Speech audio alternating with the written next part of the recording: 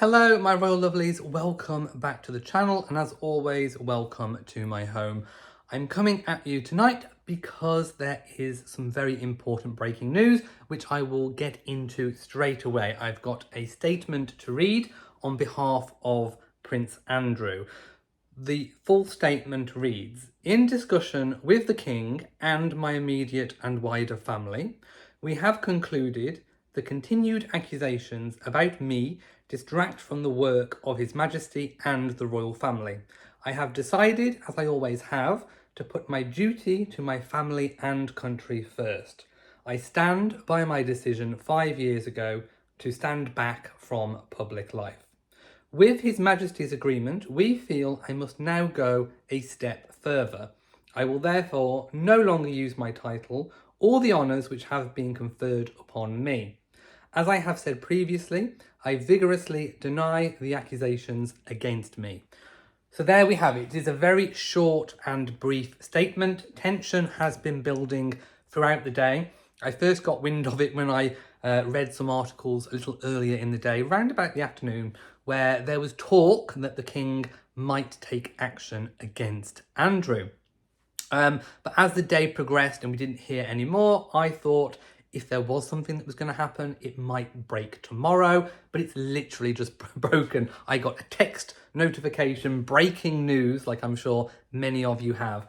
So let's wind back a little bit. Obviously, we all know why Prince Andrew is in the mess that he is in. His friendship with Jeffrey Epstein and all of the fallout that happened ever since then has brought him to where we are now. During his mother's lifetime, obviously he stepped back voluntarily from royal duties, and he has remained as such since. Even under King Charles, he hasn't been able to regain, for example, the use of his HRH. Now, this is really important to remember.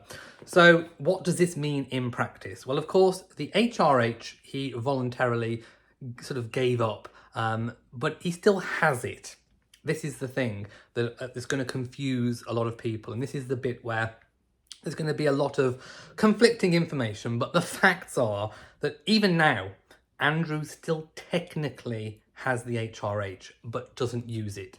A little bit like how Prince Harry still is technically HRH, but doesn't use it. So he can't use it in any way, shape or form. It's what's sort of known as in abeyance. It's not in use. He can't use it. He can't be called it. He can't use it himself. He can't use it to promote any work that he might want to do. Now with the Duke of York title, similarly, it is in abeyance. As far as I'm aware from the information that we've got at the moment, and of course this is a breaking and developing story, so there might be further confirmation when questions are raised further down the line, but from what I can see at the moment, from reading the articles and the information in the statement, the title is still his.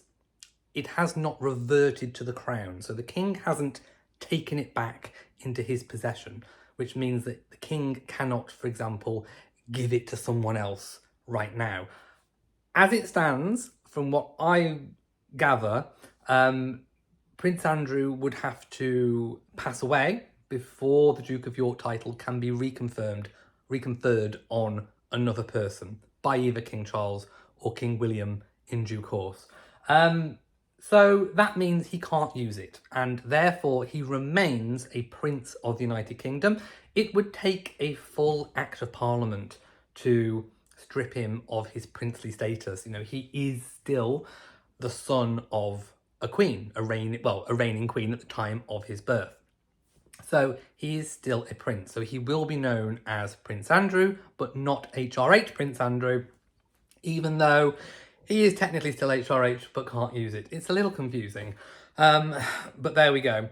Also, an Act of Parliament would be required to fully remove the Duke of York title, which is why I'm going to say that it is in abeyance rather than it's been actually stripped. We've not had confirmation that it's been stripped and reverted to the crown. So for now, I think that is the safest information and standpoint that we should be going on. How does this affect Sarah, who has been styling herself as a divorced member of the family. Think Diana, Princess of Wales. Sarah was Sarah, Duchess of York, kind of using Duchess of York as a surname, kind of unofficial surname. She has also used Sarah Ferguson for other work purposes, but she has, used Sarah, Duchess of York, for some of her money-making projects over the years. She can no longer use that. Now, I imagine that that is voluntarily, and of course, all of this is voluntary from Prince Andrew's side. I think what probably happened behind the scenes is that the king was going to make a move. Things have been happening over the past couple of weeks that have put Andrew into further ill repute, and the king's basically had enough, and probably egged on a bit by the Prince of Wales, Prince William. I imagine they've both come together and said, look, there is a problem, we need to deal with it, let's act decisively and swiftly. But what we're going to do is allow him the grace of being able to relinquish it himself voluntarily, rather than actually being sort of forcibly told, no, you can't use those titles, or going the whole hog and getting an Act of Parliament to do it instead. So I think that's kind of what's happened. So Sarah is just going to go by Sarah Ferguson, her premarital name, if you like. So no airs and graces for Sarah. Of course, she lost her HRH during her divorce, as did Diana. So Andrew will just be known as Prince Andrew, or the Prince Andrew of the United Kingdom, because that's what he is. This all takes effect immediately, so there's no waiting until tomorrow, or there's no sort of end date to it. It is effective as of now, so I can refer to him as Prince Andrew rather than the Duke of York, because he is no longer calling himself the Duke of York, or cannot be allowed to be styled it. So another couple of loose ends, of course, I'm talking about Royal Lodge, and of course I'm talking Princesses Beatrice and Eugenie, who take their titular designation, which is the area of York, into their titles. They remain unaffected. I think the king has kind of thought to himself, look, we cannot, put those poor princesses, we can't tar them with the same brush as their dad, and obviously under some of the scandals of their mother. So they remain unaffected. They are still their royal highnesses, they are still princesses of the United Kingdom, and they are most definitely of York. So they can continue to style themselves exactly as they currently have been. They are unaffected. With regards to Royal Lodge, again, there's so much talk about Royal Lodge. That remains unaffected at this point. Remember, and I've actually heard proper royal reporters who have their stories published in national newspapers and online and in print. They have got this wrong. I actually commented under my own account on one of them. I think it was A.N. Wilson got this completely wrong, basically saying that the king can oust Andrew from Royal Lodge. He cannot.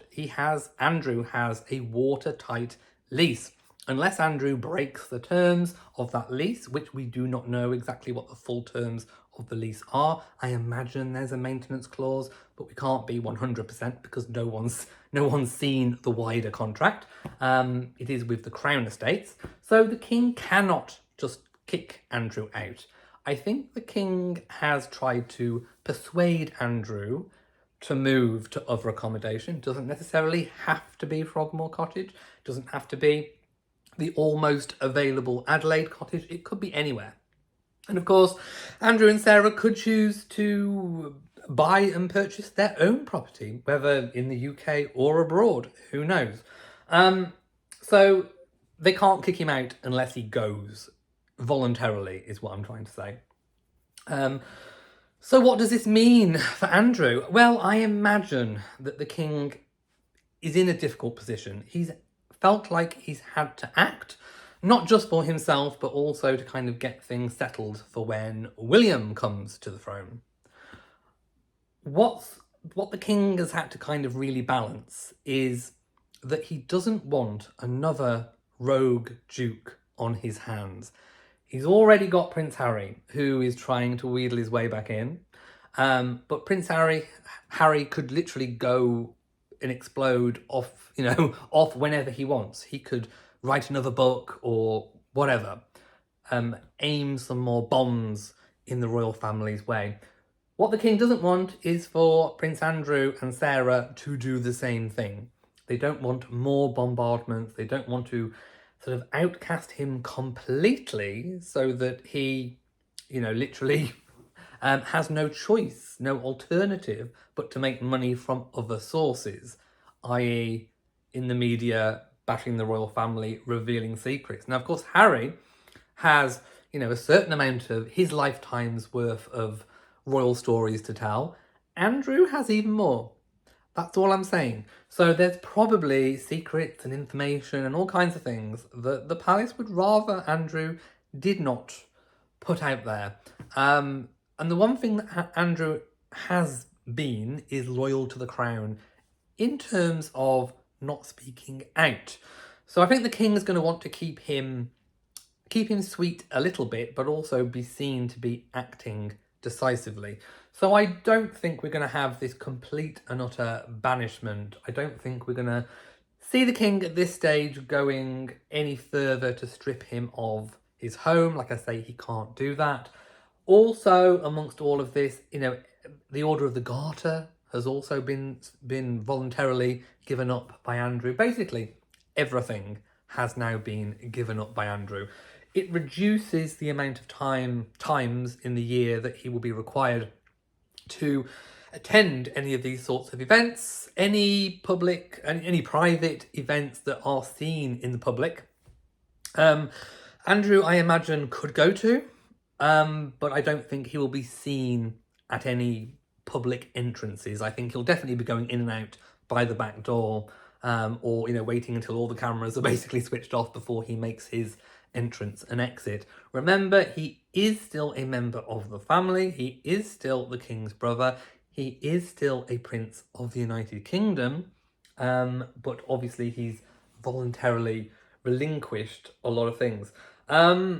What does this mean? I know a lot of you are going to be wondering what this means for Prince Harry. Now, I know, Prince Harry is trying to come back into the royal fold a little bit, and I would like to make a video on that in the future. I haven't spoke about that yet.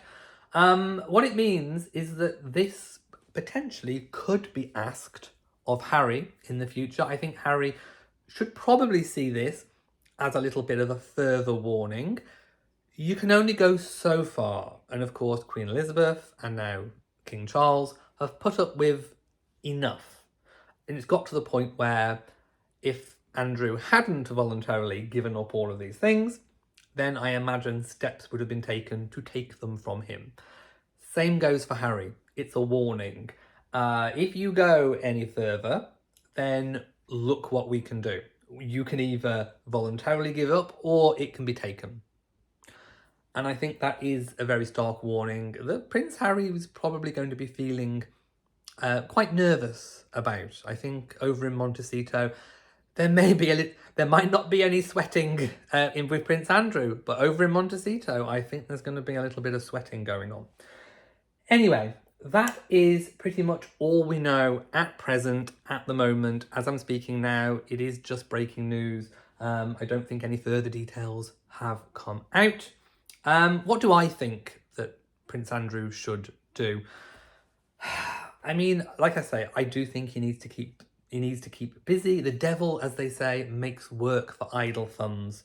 I think he does need some kind of role or something to do, or else, he certainly needs to have some kind of money coming in. What we don't know is whether or not the king has said, look, if you do this for me, I will provide you with an income of some description, as long as you keep this zipped. I won't make it any harder for you unless, even more things come out. So I think Andrew and the king have made this kind of strategic chess move to kind of unofficially help each other out in a kind of way. But the issue has been forced. Andrew definitely would not have really wanted to voluntarily give up all of these titles. And of course, it's also affected his other subsidiary titles as well. So everything that can be taken has been given up. The only thing remaining that Andrew could voluntarily give up is his home of royal lodge. And I think I'm going to leave it there for now. So of course, I invite all of your comments, all of your opinions. This is big news. Everyone's going to have their say on it. Everyone's going to have their point of view. I welcome everyone's point of view, but I would like to remain as factual as possible. We do have to be careful letting our own sort of moral opinions cloud our mind over the factual things that are, genuinely fact. So bear that in mind. Anyway, thank you for watching this video. If you've enjoyed it and found it useful, then I would ask you to give it a big old thumbs up, share it, like, subscribe to the channel, all those good things, and I will be back in due course. So, mwah to you all, my lovies, and goodbye.